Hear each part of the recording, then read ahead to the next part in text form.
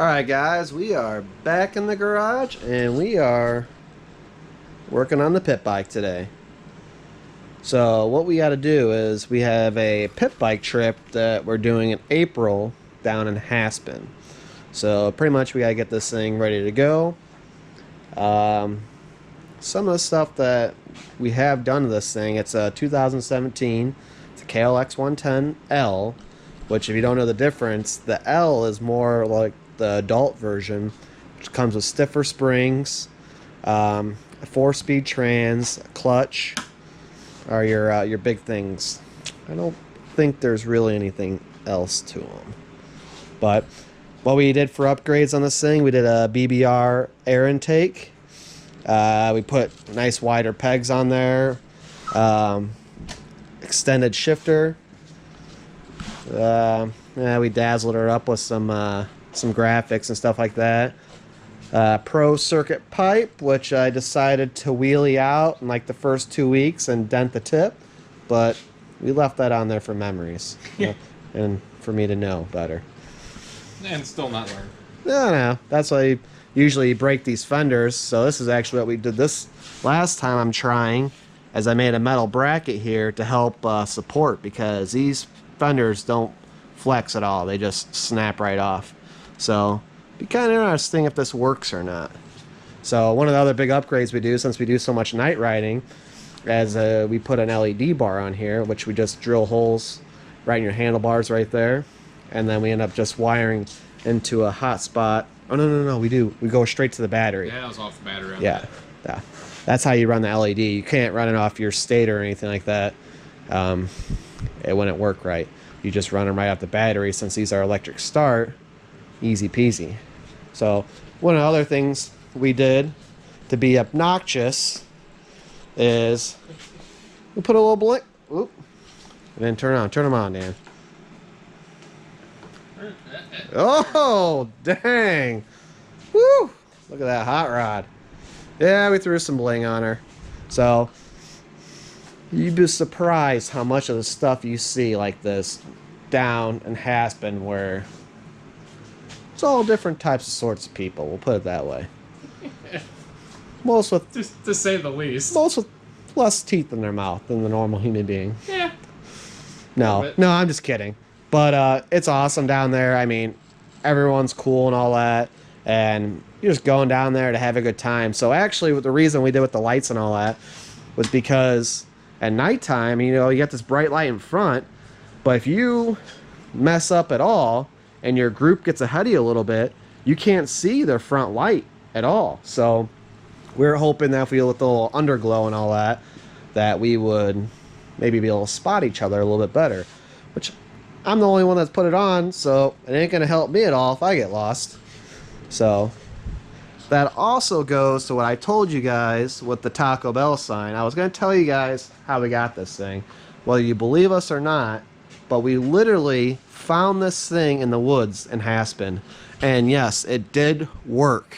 I mean, it was on a tree. It had these, guy put like 6-inch screws in it and all that. I gotta turn the lights back on. They might not be able to see us.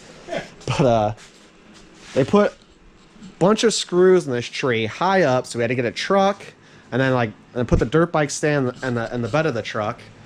So, and then we had to have our ogre over here, Damberham, standing on his tippy toes too, and all we had was this little nub for a Phillips screwdriver to get it out. Yeah, a 2-inch Phillips screwdriver. Wow, we didn't plan on finding Taco Bell signs in the woods, but it was pretty crazy. So it had the power cord and everything, and we brought it back, we hooked it up to the generator, and the thing fired right up. So it sat here in the garage for a little bit till we hung it up, and I showed people and all that, and it worked. As soon as I hung it up on the wall, of course, it craps out on me. So we ended up rewiring and all that, put our own light system inside there. You could actually see we just did the top. We didn't have to do the bottom. So maybe on the camera you can see there's a slight difference, maybe. Yeah, it's a smudge. You know what? We'll compare it to your Taco Bell sign that's not in your garage. I'm just kidding. Just kidding. Relax. But so anyways, today we have no brakes on this thing. We need brakes down in Haspin. If you don't know what Haspin is, I mean, do some YouTube searching. It's pretty wild out there. So, and these pit bikes do so good. It's, people don't even believe it. I mean, they are awesome out there. And we're just running stock motors right now. We bought these things brand new. What do we got? We got 6 people in our group now? All Klx110ls? Me, you, Yeah. Mike, I think it is 6. Jesse, Leo, Brendan. Yeah, 6. 6? So yeah, I mean it. And what the whole idea was, you know, we all have the same bike. So when you're doing these huge hill climbs, you know, no one's really got the advantage on each other. You know, it's all about the rider. And we're out there just having a good time, you know. And being stupid. Yeah, pretty much being stupid. And you can just let her eat. You just send her, and, you know, chances are you're not going to die. Small percentage. So, anyways. Depending, except for at night. Yeah, let's put a little extra, you know, maybe it could A happen. little bit of flair on it. Yeah, so anyways, we need brakes on this thing. Our chain is beat. She's almost at max, you know. I've already adjusted her almost all the way out. She just did that 40-mile trip last November, or no, it was November, and she's ready. So also gonna probably take the clutch out and see how our fibers and all that are in there. Maybe just clean them up. I just did put a heavy-duty clutch. That was one of the other things I did to this thing. The motor right now has 52 hours on it. Runs good. It's got good compression. So we're not touching it. So another thing, if you're looking for bars for your 110, I highly recommend the XR50 Pro Tapers. They are pretty fantastic. They're also, there's the Mitas. Mica. The mica metals. I think they're just called pitbike high bend or something like that. Yeah, I'm pretty. Highs or something. Yeah. So, oh, you got the dice there. Oh yeah, always spinning, always rolling the dice. But oil change, you know, basics. We just fired it up since running. I literally ran the trip, shut her down, and I literally just started it. And I'll start it right now. See if it. There you go. Fired right up.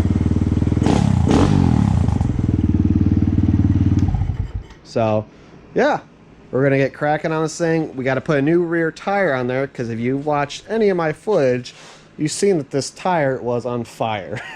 So you could see she's a little bit weird. She's a little beat down.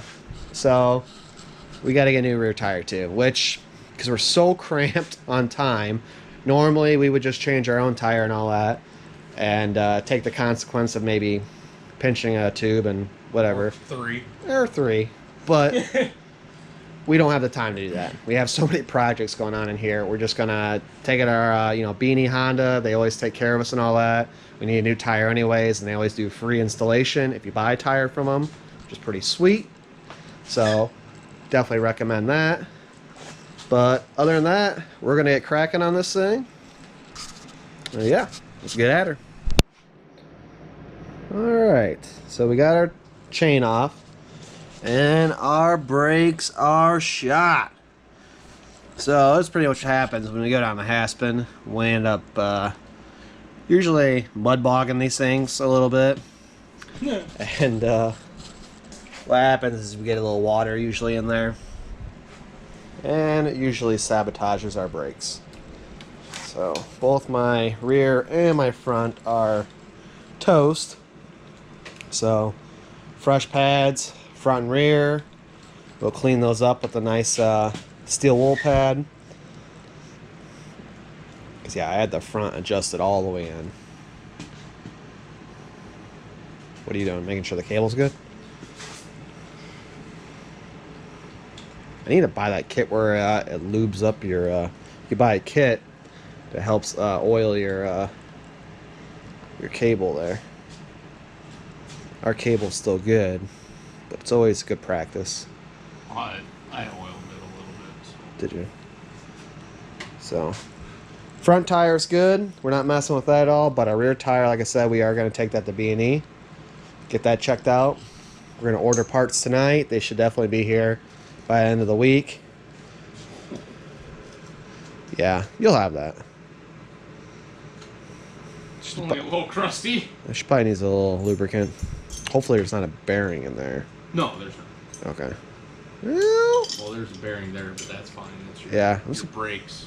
Yeah, it just shows how awesome these bearings are and what they go through. The fact that, you know, they're sealed like they are and they keep up so much crap. I mean, these bearings are still good.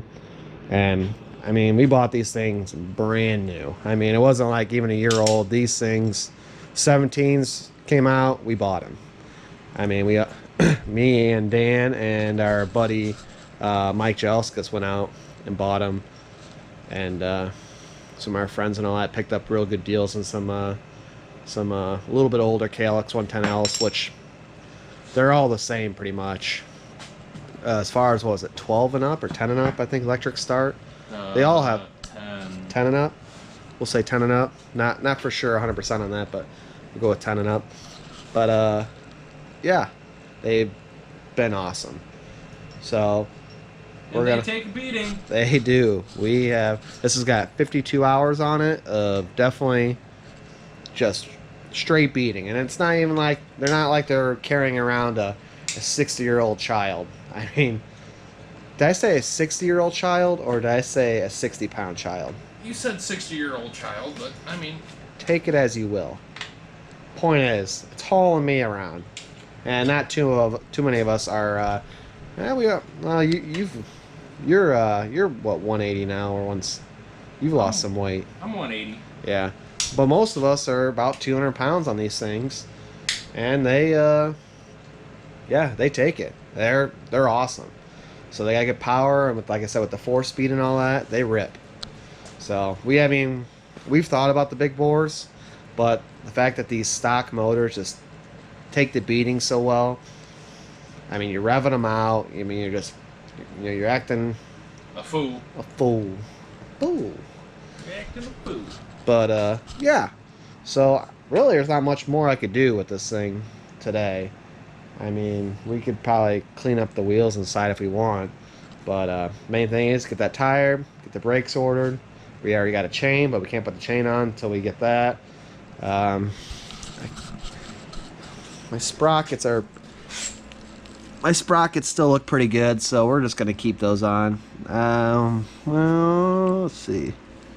Yeah, my sprockets still look fine.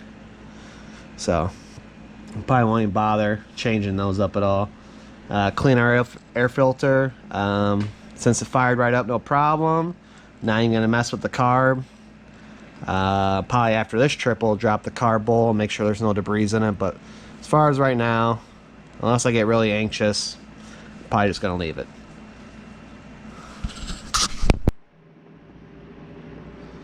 Alright guys, that's it for today. We just were showing you a short little clip of our Klx110l.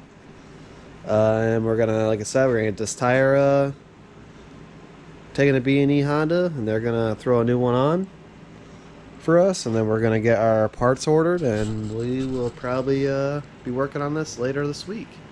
And we're gonna get our front bearings for the Suzuki 2, and hopefully get that thing finally knocked out, and it'll be done for now.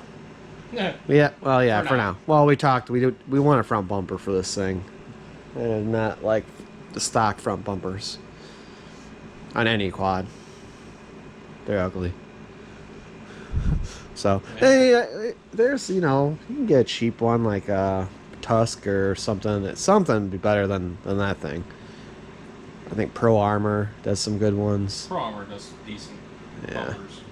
Just get a nice old black one or something like that to match the Nerf bars. So, I'll have to look and see what there is. Maybe find a decent one for 40, 60 bucks and be able to throw it on there. So, I even looked and see what's out there, so it's been a while since I've looked for bumpers for a four-wheeler, so yeah, we'll see what that's about. But anyways, that's it for today, and we will see you later.